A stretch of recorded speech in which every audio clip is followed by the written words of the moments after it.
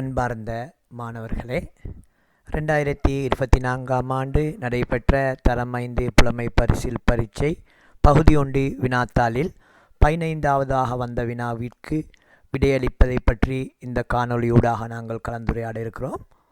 கீதா 20 ரூபாவிற்கு சில பழைய முத்திரைகளை வாங்கி அதே நாளில் அம்முத்திரைகளை ராணிக்கு 40 ரூபாவுக்கு விற்றாள். அடுத்த நாள் ராணியிடமிருந்து கீதா அம்முத்திரைகள் அனைத்தையும் 60 ரூபாவிற்கு திரும்ப வாங்கினாள். அதன் பின்னர் கீதா அம்முத்திரைகளை 50 ரூபாவுக்கு விற்றாள். இக்கொடுக்கல் வாங்கலில் கீதாவுக்கோ இலாபம் ஏற்படுகிறது, இரண்டாவது விடை நட்டம் ஏற்படுகிறது, மூன்றாவது விடை இலாபமோ நட்டமோ ஏற்படுவதில்லை. ஆகவே முதலாவது நாள் வாங்கிய விலை 20 ரூபா, விற்ற விலை 40 ரூபா.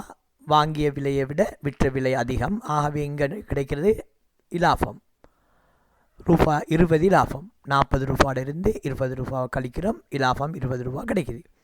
இரண்டாவது நாள் இங்கே வாங்கிய விலை ரூபா 60, விற்ற விலை ரூபா 50. ஆகவே வாங்கிய விலை அதிகமாக இருக்குது, விற்ற விலை குறைவாக இருக்குது. ஆகவே இங்கே ஏற்பட்டிருக்கிற நட்டம். ஆகவே 60 ரூபாயிலிருந்து 50 ரூபாய் கழித்தால் நட்டம். முதலாவது நாள் கிடைத்த இலாபத்தை விட இரண்டாவது நாள் ஏற்பட்ட நட்டம் பாருங்கள், வித்தியாசம் ரெண்டுக்கும் இடையில் வித்தியாசம் இருக்குது. முதலாவது நாள் ரெண்டாவது நாள் கிடைத்த நட்டத்தை விட 10 ரூபாய் அதிகமாக கிடைச்சிருக்குது. ஆகவே முதலாவது நாள் 20 ரூபாய் லாபம் கிடைக்குது, ரெண்டாவது நாள் 10 ரூபாய் நட்டம் ஏற்படுது.